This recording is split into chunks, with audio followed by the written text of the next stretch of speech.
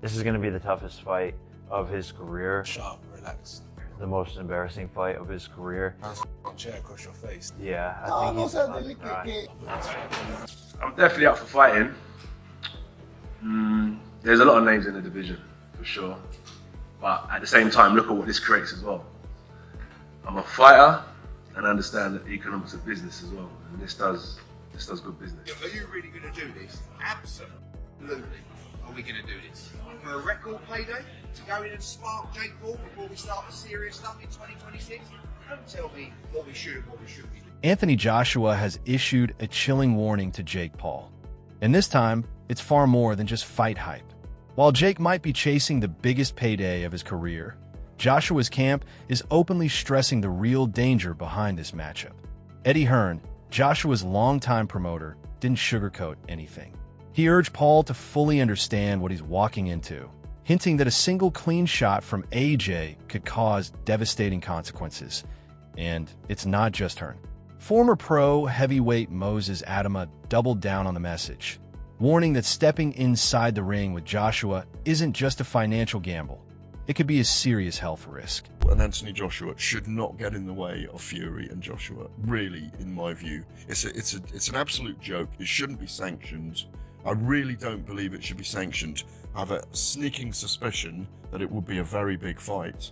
But the biggest thing is us rubbernecking to actually see if they do get to the point where they step in the ring together. Because Jake Paul's an area level fighter, a British area level fighter, and Anthony Joshua is still a killer and a live heavyweight. That should not be sanctioned anywhere in the world, in my view. It's dangerous, man. Very dangerous. It brings the sport into disrepute.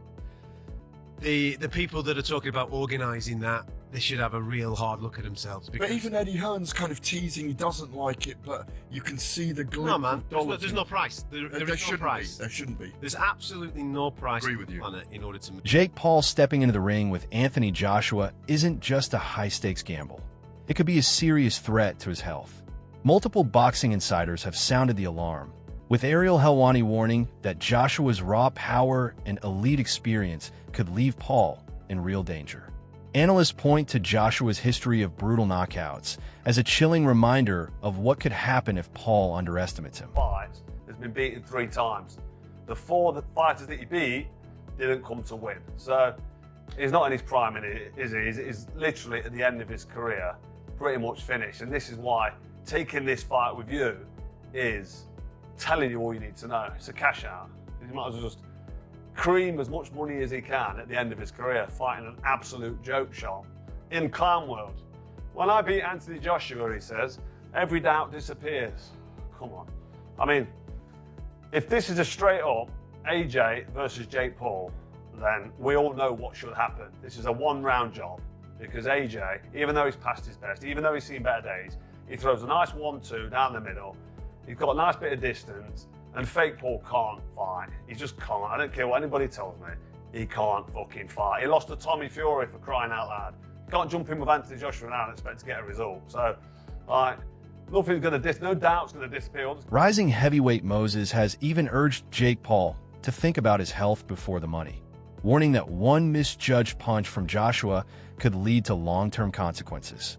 Meanwhile, former world champion Amir Khan didn't hold back, bluntly stating that Joshua could hurt Paul badly, even to the point of potential brain damage. Joshua sparked him out in like 2 rounds.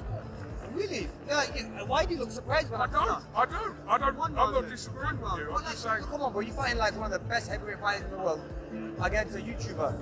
Like, come on. Like, respect the sport of boxing. And if AJ has to go in there and show these influencers that, listen, you can't fuck about with boxing. You know what I mean? Someone's gonna get hurt badly, and this could be one of the first fights where a fighter gets hurt badly, because if you look at the size difference and the power difference, I mean, bro, there could be brain damages going on there. AJ could hurt him badly, you know. When you look at Francis Ngannou, who's one of the most fearsome combat stars there is. I know it's MMA, but we saw what AJ did to Ngannou. So, and that's why you can't be surprised if AJ is going to do the same to what's it called again? What? For Anthony Joshua, this fight isn't just about the payday. It's about protecting his legacy. The pressure to win is immense. Analysts like Johnny Nelson believe Joshua is walking into a no-win situation. If he dominates Jake Paul, people will say it was expected, but if he struggles or lets the fight drag on, critics will claim he's become more of a businessman chasing money than an elite heavyweight boxer. I do believe it because AJ's involved, and I think AJ'd struggle to he's going to take enough flack over this, but again, it's money talk. So I think AJ will struggle because it's an Owen situation. If he goes in there, Jake Paul lasts the distance. What's he tell you about AJ? Apart from he's just earned an extra 15 million quid. If he goes there and struggles with Jake Paul, then what's to say about AJ? Your heydays are well and truly over. If he goes in there and knocks him out, then I'll say that's to be expected. So the glory, there's probably not much glory in it, apart from the haters of Jake Paul to say, "Oh, I've got rid of this kid." I think he's very brave of Jake Paul. So now the problem child has got us to believe this fight's actually happening. So now you've got our attention. So now you've got to back up the boast. It's not about, you're not playing tiddlywink. This is the only game you can't play. You can play football, golf. Johnny Nelson has delivered a sharp take on Jake Paul's place in boxing. He calls Paul a genius for building his brand, but isn't convinced he's a world-class fighter. Nelson notes that while Paul is a solid domestic-level boxer, his paychecks are on par with world champions, despite not paying the traditional dues of the sport. Unlike most pros, Paul didn't grow up in the gym or climb the ranks. He built his fame online first. In Nelson's view, Paul has masterfully monetized boxing, but when it comes to elite, high-skill competition, his legitimacy remains in question. Daniel Dubois, he's going to be 35 years of age. It's crazy what I'm about to ask you, but can Jake Paul really beat Anthony Joshua? All right, listen, I give all credit. Everyone knows that. They get mad at me that I give too much credit to Paul. Why? He's done a hell of a job to put himself in this position. He sold himself. He sold his dream. He took his dream. He took his idea. And he put it out there, and he made it happen. Give him credit for that. And he made it happen. And he took risk along the way. Yeah, he picked his spots. He's in the driver's seat. He gets to pick his spots. He's the one bringing the money. He's the one promoting. Yeah, he's the name. He made himself that, coming from where he came from, with all his followers and the whole thing, and just the uniqueness of what he was doing. But he has learned along the way. He's not a top guy yet. No, I know that he ever will be. He didn't have that amateur background and the things that you usually need to be a top guy. But he has improved.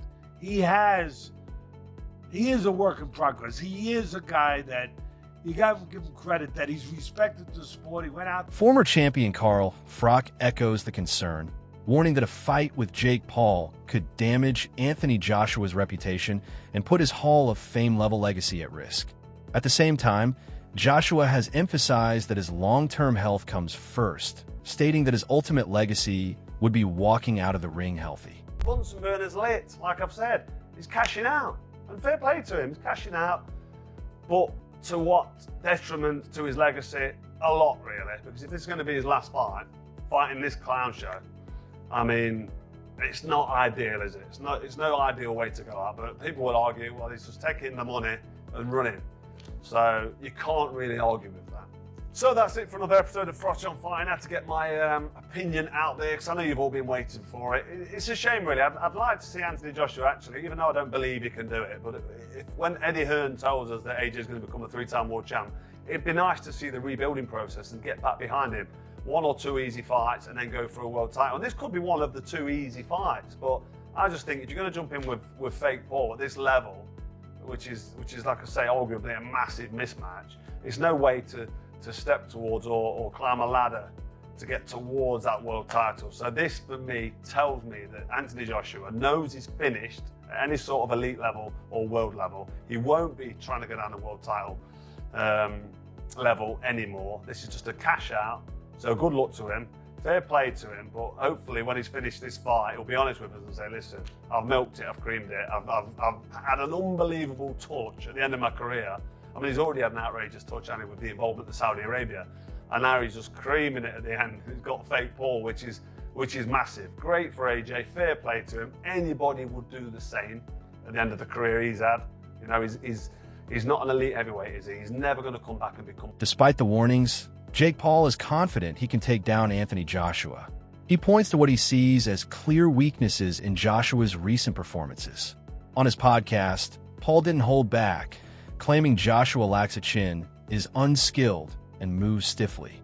He believed Joshua's knockout loss to Daniel Dubois exposed a decline in durability, making now the perfect time to strike.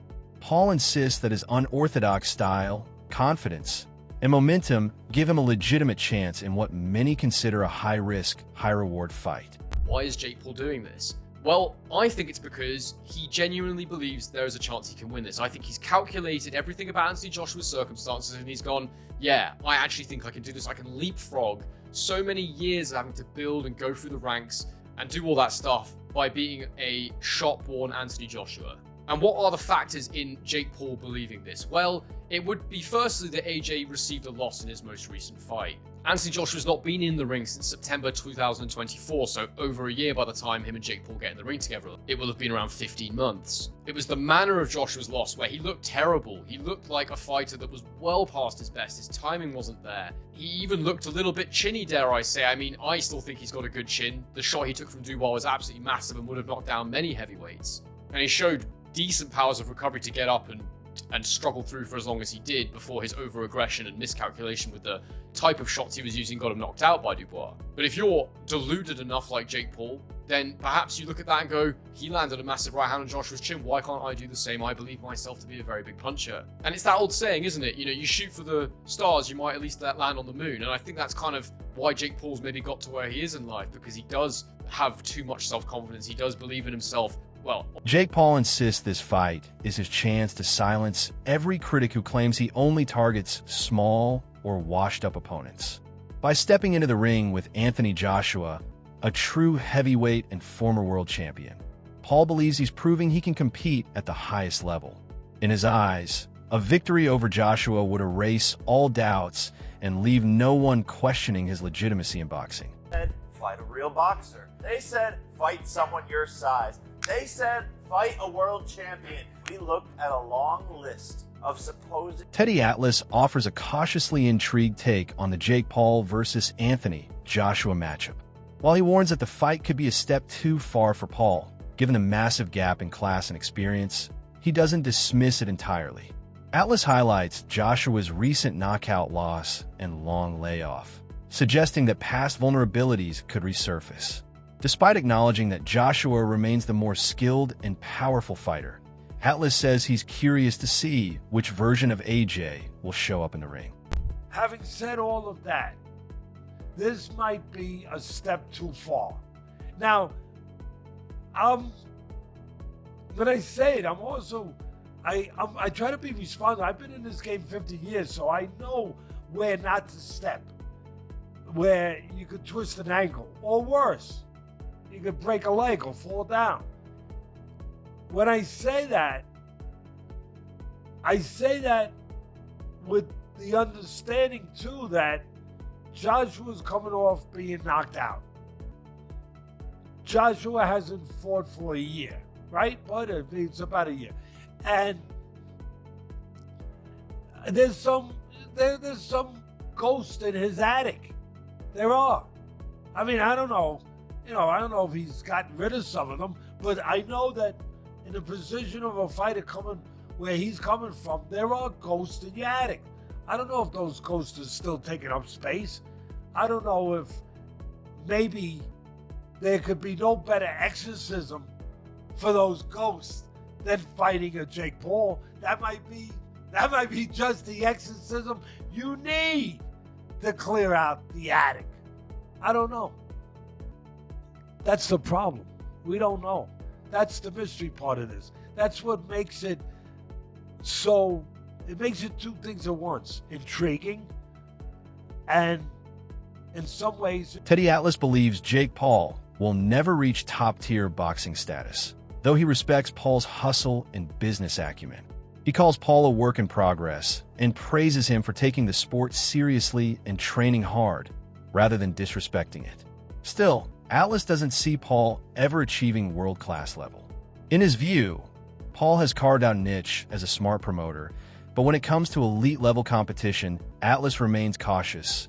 He doesn't think Paul can just step in and beat anyone. That does it for this week's recaps and previews. I want to throw one more thing at you, and that's the news. It's been out there for about a month or so, and it's picking up more steam. Jake Paul, Anthony Joshua. Now, Eddie Hearn came out this week most recently and said, I never thought I would say this, but right now the front runner for this fight is Jake Paul for Anthony Joshua's ring return. Joshua coming up almost on a year in September since his KO loss to Daniel Dubois. He's going to be 35 years of age. It's crazy what I'm about to ask you, but can Jake Paul really beat Anthony Joshua? All right, listen, I give all credit. Everyone knows that. They get mad at me that I gave too much credit to Paul. Why? He's done a hell of a job to put himself in this position. He sold himself. He sold his dream. He took his dream. He took his idea, and he put it out there, and he made it happen. Give him credit for that. And he made it happen. And he took risks along the way. Yeah, he picked his spots. He's in the driver's seat. He gets to pick his spots. He's the one bringing the money. He's the one promoting. Yeah, he's the name. He made himself that, coming from where he came from, with all his followers and the whole thing, and just the uniqueness of what he was doing.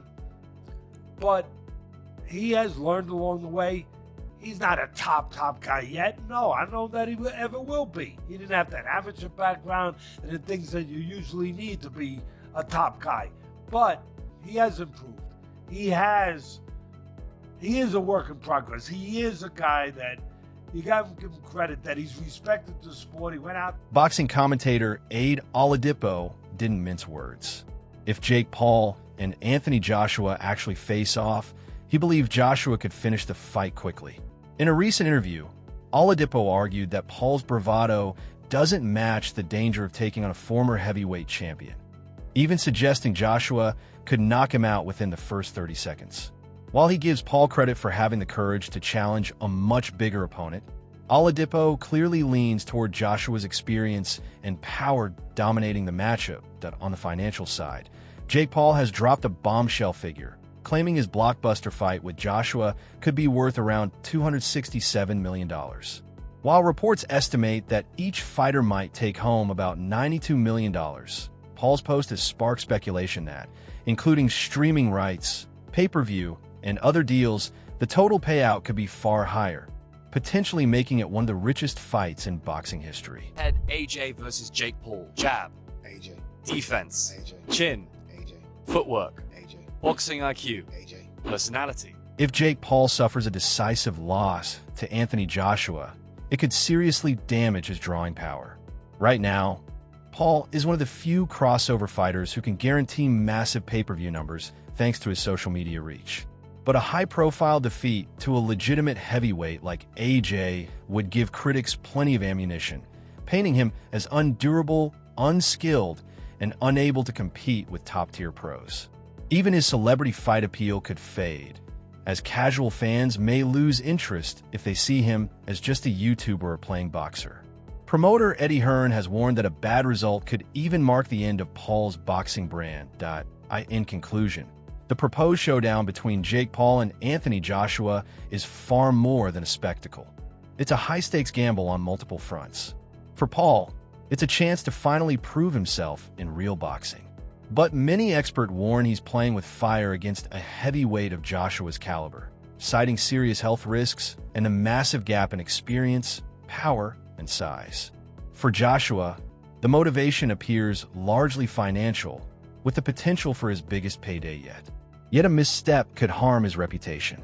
While the fight promises enormous attention and record-breaking profits, much of the boxing world views it as a risky, money-driven clash rather than a pure sporting contest. Take Jake Paul that serious. He can't really box. He can have a little fight, he can have a swing. He swings away, stands up straight, and he throws punches, but it's not professional boxing. Because when I watch him box, just so much wrong. It's just everything's wrong. It's so bad. He's got leaky defence. He telegraphs his punches. Like, you put him in with someone his own size, who's a professional, it's a mismatch. And you'll see that if he ends up fighting somebody.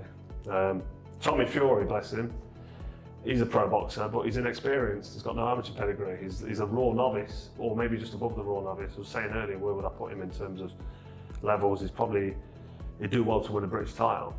He's at that sort of level. And then from British title to world level, it's like different worlds. Like total. So, what do you think? Is Jake Paul seriously playing with fire by stepping into the ring with Anthony Joshua?